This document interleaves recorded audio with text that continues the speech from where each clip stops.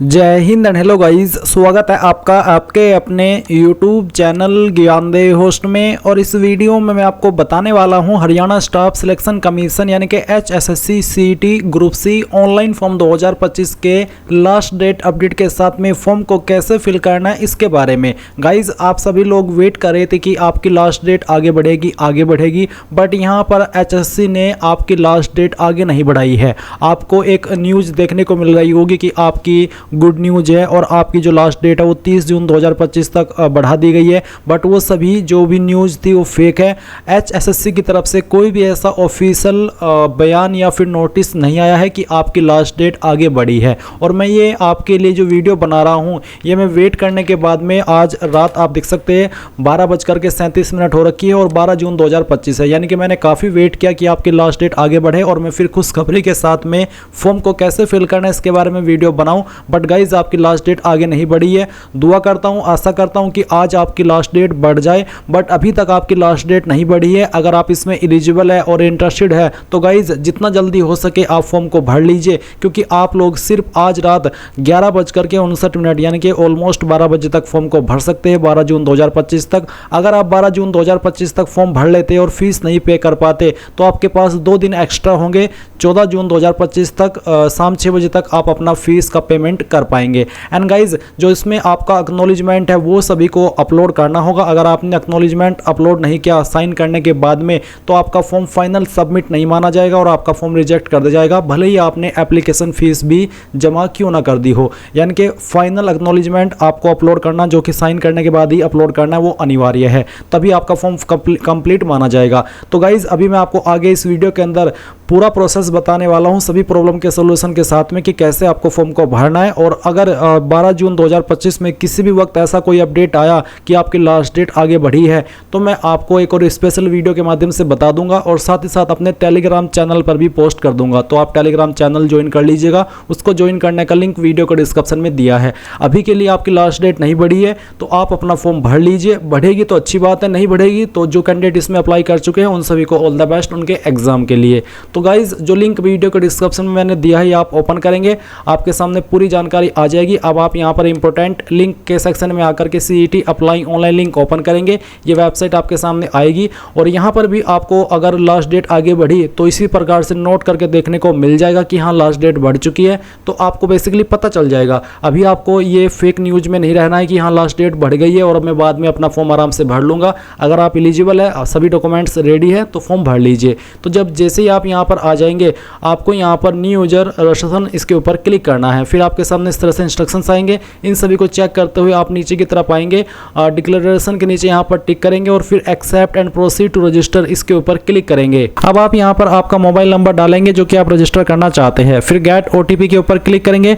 आपके उस नंबर के ऊपर OTP जाएगा जो कि आपको यहाँ पर डाल करके वेरीफाई करना है। सेम वे में आप ईमेल ID डालेंगे, गेट OTP करेंगे, ईमेल के ऊपर OTP जाएगा, यहाँ पर डाल करके वेरीफाई कर देंगे। फिर आप एक पासवर्ड बनाएंगे, पासवर्ड आपका कैसा हो उसका एग्जाम्पल आप यहाँ पर देख लीजिए। पासवर्ड के अंदर इंग्लिश का कैपिटल लेटर, एक स्मॉल लेटर, 8 से 16 कैरेक्टर के बीच में लेंथ आपको रखनी होगी और एक स्पेशल कैरेक्टर आप यूज करेंगे, साथ ही डिजिट। कुछ इस तरह का पासवर्ड आपको बनाना है, मैंने आपको डेमो दे करके दिखा दिया है। और उसके बाद उस पासवर्ड को दोबारा डाल करके वेरीफाई करना है एंड देन ये कैप्चा कोड डाल करके सभी जानकारी चेक करते हुए रजिस्टर एंड प्रोसीड इसके ऊपर क्लिक करेंगे। अब गाइज, आपने जो इन्फॉर्मेशन भरी है जैसे कि आपका नंबर और आपकी ईमेल वो यहाँ पर आपके सामने है, ये जानकारी अच्छे से चेक कर लीजिएगा क्योंकि बाद में एडिट का मौका नहीं मिलेगा। और जब आपको लगे कि हाँ इन्फॉर्मेशन सही है तो आप यस कर देना और यस करने के बाद में जो आपका रजिस्ट्रेशन है वो कंप्लीट हो जाएगा और आपके सामने कुछ ऐसा इंटरफेस आ जाएगा।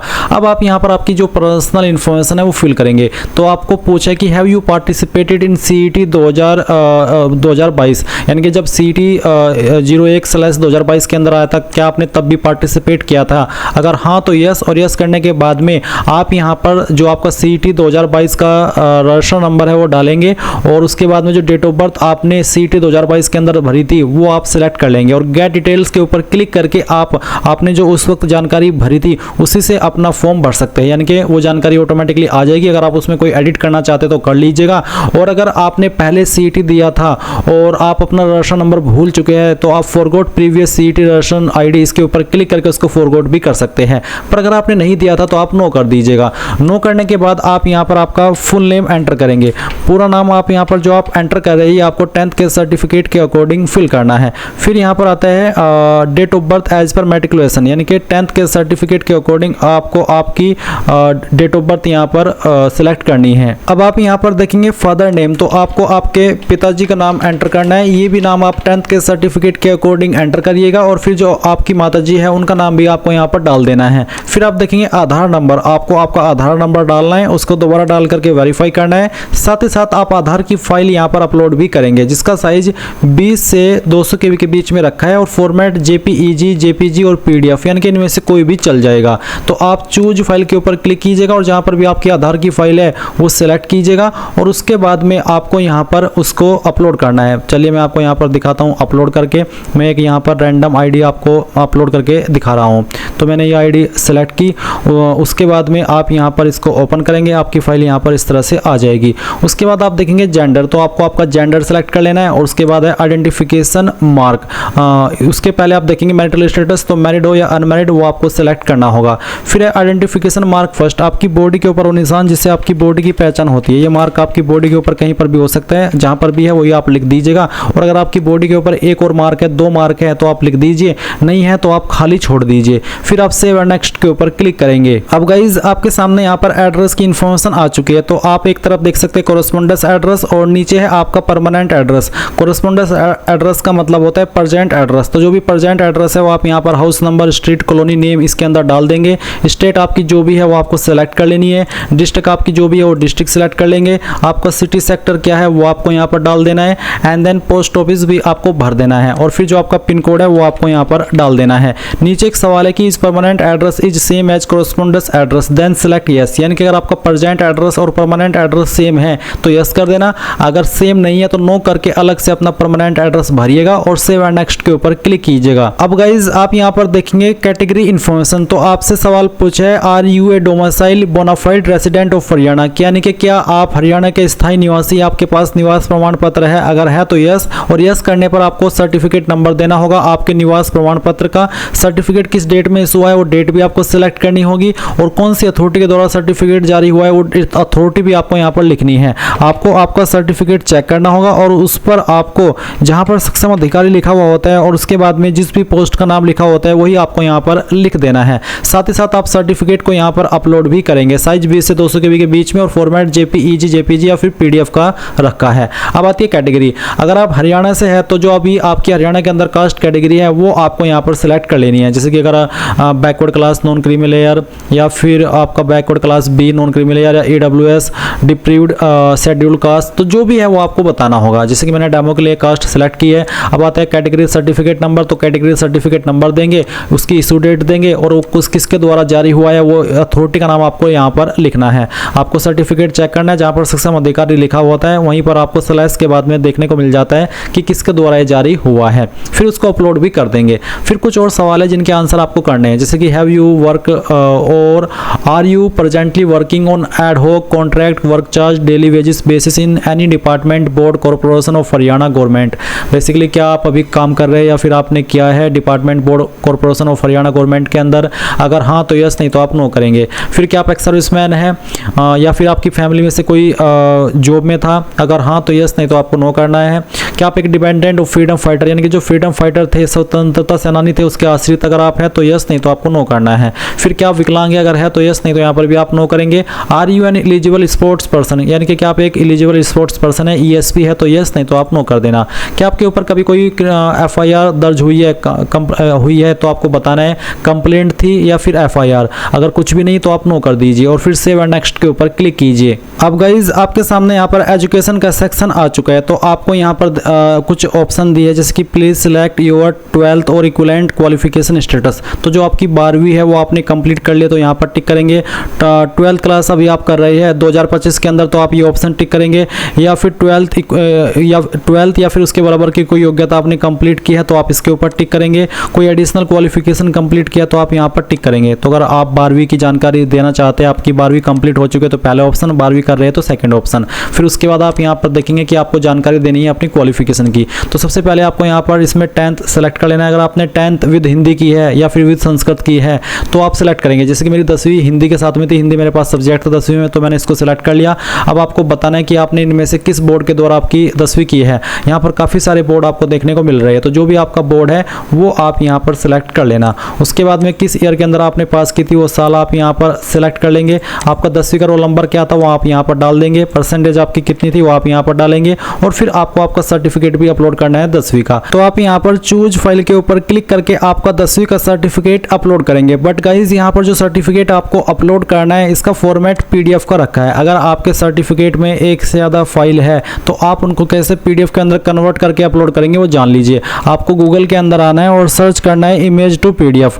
ये जो पहली वेबसाइट आएगी ये आपको ओपन कर लेनी है, और उसके बाद में यहाँ पर सिलेक्ट JPG इमेज के ऊपर क्लिक करके जो आपका 10वीं का सर्टिफिकेट है या फिर जो भी आपके डॉक्यूमेंट सर्टिफिकेट है वो आपको यहाँ पर सिलेक्ट करना होगा। अगर आपके सर्टिफिकेट में इमेज एक से ज़्यादा है तो जो भी है वो आप सिलेक्ट कर लेना, ओपन करना, और उसके बाद कन्वर्ट PDF इसके ऊपर क्लिक करके डाउनलोड PDF करना। आपकी फाइल डाउनलोड हो जाएगी, और फिर आप यहाँ पर चूज फाइल के ऊपर क्लिक करके उसको फाइल को सिलेक्ट करेंगे, एंड जैसे आप प्रिंट के ऊपर क्लिक करेंगे तो आपके सामने आपके सर्टिफिकेट का प्रीव्यू आ जाएगा।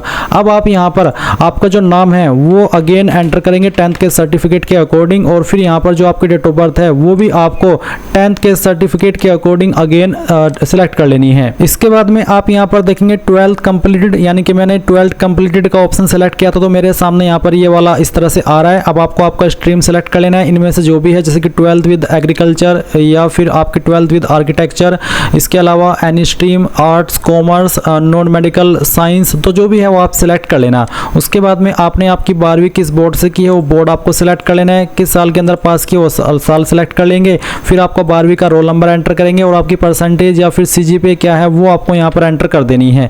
सेम वे में आप 12वीं का सर्टिफिकेट अपलोड करेंगे, अगर इमेज के अंदर है तो आप उसको PDF में कन्वर्ट कर लेना, और फिर जो आपका सर्टिफिकेट है 12वीं का वो आप सिलेक्ट करेंगे PDF फॉर्मेट वाला, ओपन करेंगे। ओपन करने के बाद में यहाँ पर इस तरह से आपकी फाइल नेम आ जाएगी। फिर आप यहाँ पर नीचे देखेंगे अदर सर्टिफिकेट इफ एनी, अगर कोई अन्य आपके पास सर्टिफिकेट है तो आप यहाँ पर उसका ड्यूरेशन सेलेक्ट कर लेंगे, और उसके बाद में बताएंगे कि कैसा है, ITI, डिप्लोमा या फिर अदर। उसके बाद में स्ट्रीम, फिर यहाँ पर आपके बोर्ड का नाम या फिर कॉलेज का नाम, उसके बाद में पासिंग ईयर, और फिर यहाँ पर आपका रोल नंबर और आपकी परसेंटेज, ये सब दे देनी है। बट इसमें अप्लाई करने के लिए कंपलसरी रूप में 12वीं ही मांगी है, तो आप अगर अन्य क्वालिफिकेशन नहीं भी भरते तो भी कोई इशू नहीं होगा। अब आप सेव और नेक्स्ट के ऊपर क्लिक करिएगा। अब गाइज आपके सामने यहाँ पर अपलोड का सेक्शन आएगा, जहाँ पर आपको आपका फोटो अपलोड करना है। फोटो का साइज 20 से 100 KB के बीच में, फॉर्मेट JPEG या फिर JPG का चल जाएगा। फोटो आपका 6 महीने से पुराना नहीं होना चाहिए, और जो आपको डायमेंशन प्रिफेयर किए गए हैं फोटो के वो भी आप यहाँ पर देख सकते हैं। तो आप यहाँ पर फोटो अपलोड करेंगे, इसके लिए आपको चूज फाइल के ऊपर क्लिक करना है, और जहाँ पर भी आपकी फोटो फाइल है वो आपको सेलेक्ट कर लेनी है। फोटो फाइल सेलेक्ट करने के बाद में यहाँ पर इसको आप ओपन करेंगे, आपकी फाइल इस तरह से आ जाएगी। फिर आप आपका सिग्नेचर अपलोड करेंगे, इसका साइज भी 20 से 100 KB के बीच में रखा है, तो जहाँ पर भी सिग्नेचर की फाइल है वो आपको यहाँ पर सेलेक्ट कर लेनी है, और उसके बाद में ओपन करना है, आपका सिग्नेचर यहाँ पर आ जाएगा। उसके बाद upload undertaking as per annexure 7th। अब ये अंडरटेकिंग क्या है, अनेक्सर 7th के अकॉर्डिंग वो आपको यहाँ पर बेसिकली है क्या, तो आप क्लिक है टू डाउनलोड अनेक्सर 7th, इसके ऊपर क्लिक करिएगा तो आपके सामने अनेक्सर इस तरह से डाउनलोड हो जाएगा।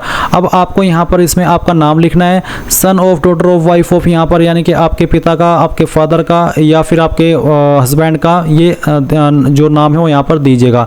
RO के सामने रेसिडेंट ऑफ, आपको आपका एड्रेस लिखना है। फिर आप नीचे देखेंगे below information to be additionally provided only by the candidates who have registered for the CET 2022, यानी कि जो नीचे की इन्फॉर्मेशन है वो उन्हीं को भरनी है जिन्होंने CET 2022 भी दिया था। उनको यहाँ पर date I was allotted register number, यानी कि 2022 का जो CET नंबर है वो आप दे देंगे। अगर आप यहाँ पर फ्रेशर है यानी कि पहली बार फॉर्म को भर रहे हैं तो फिर आप ये खाली छोड़ेंगे, यहाँ पर डेट आप डालेंगे किस डेट में आपने ये फॉर्म भरा है या फिर ये सर्टिफिकेट आपने स्कैन किया है, और यहाँ पर आपको आपके सिग्नेचर कर देने हैं। उसके बाद में आप फॉर्म के ऊपर आएंगे और आपको यहाँ पर चूज फाइल के ऊपर क्लिक करके इस फाइल को दोबारा से अपलोड करना है और इसका फॉर्मेट आपका JPEG या फिर JPG यानी कि PDF का नहीं बल्कि इमेज का रखा है। तो आप यहाँ पर फाइल सेलेक्ट कर लेंगे। तो मैं यहाँ पर ये फाइल सेलेक्ट कर लेता हूँ, इसको ओपन करता हूँ। ओपन करने के बाद में यहाँ पर बोला है कि फाइल साइज एक्सीड 200 KB, यानी कि आपकी फाइल का साइज अगर ज़्यादा हो रहा है तो वो अपलोड नहीं होगा। इसलिए अगर आपको लग रहा है कि मेरे फाइल का साइज ज़्यादा हो गया या फिर कम हो गया है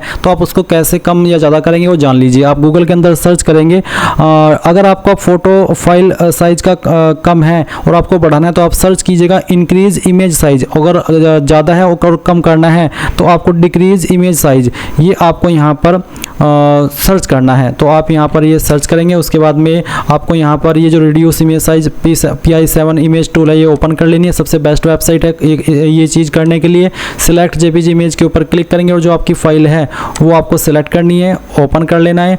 ओपन करने के बाद में जो आपको साइज़ दिया है उस साइज़ के अंदर इसको बनाना है। तो चलिए मैं यहाँ पर इसको 180 KB कर लेता हूँ क्योंकि मैं नहीं चाहता कि क्वालिटी भी लूज हो।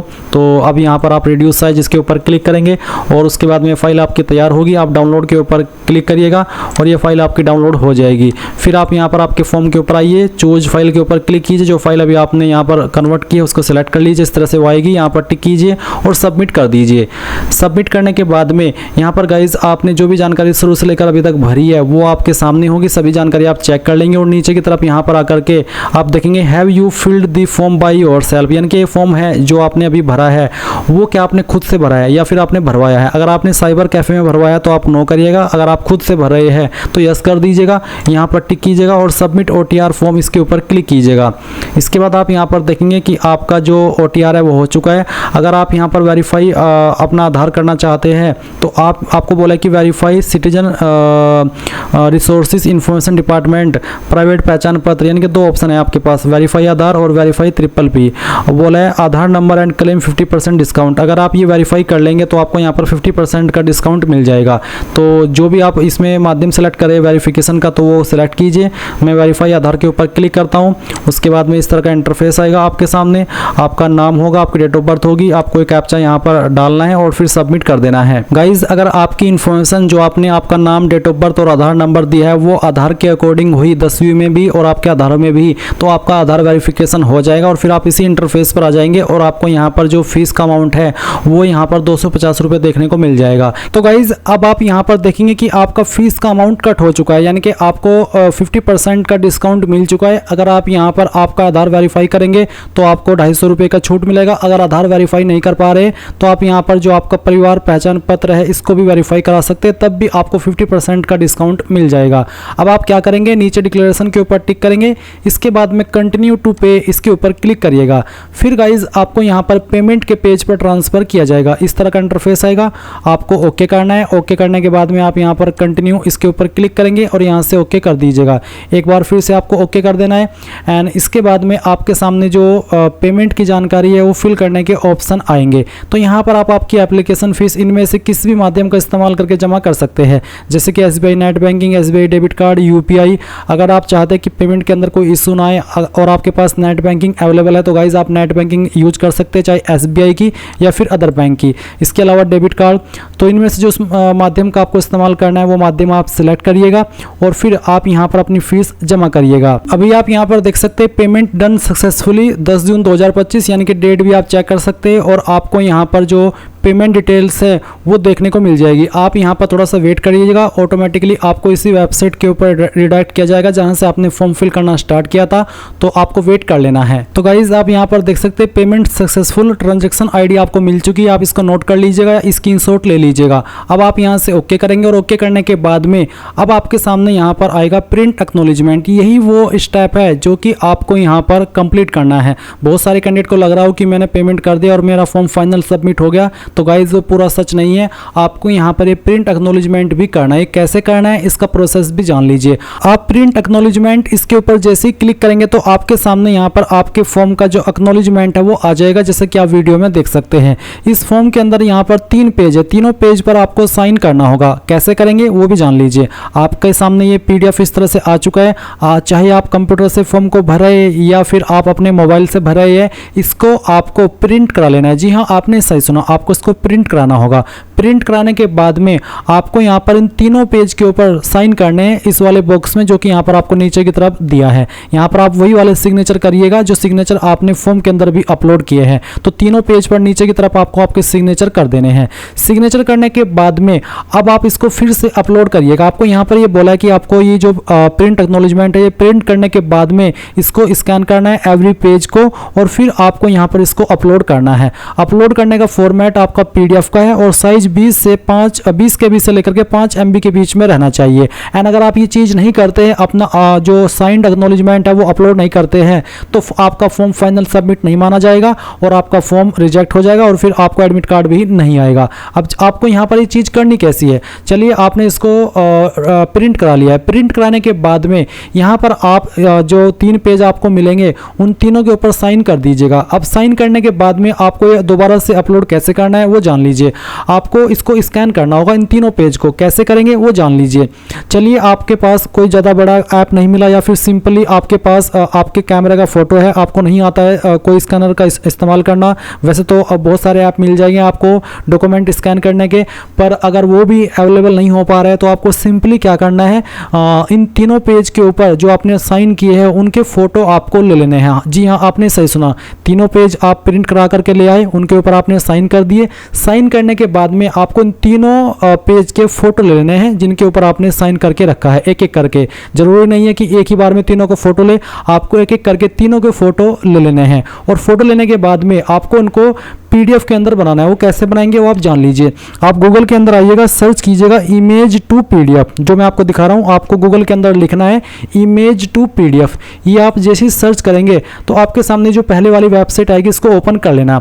इसको ओपन करने के बाद में जो अभी आपने अपने एक्नॉलेजमेंट फॉर्म के जो 3 फोटो लिए थे जिनके ऊपर आपने साइन भी करके रखा है, वो तीनों इमेज आपको सिलेक्ट करने हैं। आप सिलेक्ट JPG इमेज, चाहे आप फॉर्म ये जो प्रोसेस है कंप्यूटर से करें तब भी कर सकते हैं इस प्रोसेस को, और चाहे आप इसको मोबाइल से करें तब भी कर सकते हैं। तो आपको उन तीनों इमेज को सिलेक्ट करना है। मैं डेमो के लिए यहाँ पर इन 3 इमेज को सिलेक्ट कर लेता हूँ, जैसे कि आप यहाँ पर वीडियो में देख पा रहे हैं। मैंने तीनों इमेज सिलेक्ट कर लिए। अब मैं ओपन करता हूँ, आपके तीनों इमेज इसी तरह से आ जाएंगे, आपको यहाँ पर वो देखने को मिल जाएगा। फिर आप कन्वर्ट टू PDF इसके ऊपर क्लिक करिएगा। जैसे आप कन्वर्ट टू PDF पर क्लिक करेंगे तो आप यहाँ पर देखेंगे डाउनलोड PDF। मैंने यहाँ पर PDF डाउनलोड कर लिया। अब मैं इसको ओपन करता हूँ। ओपन करने के बाद आप देख सकते हैं कि मैंने यहाँ पर तीनों इमेज को PDF के अंदर कन्वर्ट कर लिया। तीनों जो मेरे सामने इमेज है वो यहाँ पर PDF के फॉर्म में आ चुके हैं। अब यहाँ आ गए हैं। अब हम यहाँ पर आएंगे जहाँ पर हमको अपना जो साइंड एक्नॉलेजमेंट है वो अपलोड करना है। तो आप यहाँ पर अपलोड साइंड एक्नॉलेजमेंट के अंदर इस फाइल को सिलेक्ट करेंगे जो कि अभी आपने कन्वर्ट की है PDF के अंदर। तो गाइज आप यहाँ पर जैसी फाइल सेलेक्ट कर लेंगे उसका नाम यहाँ पर आपको देखने को मिल जाएगा। अब आप यहाँ पर सबमिट इसके ऊपर क्लिक करिएगा।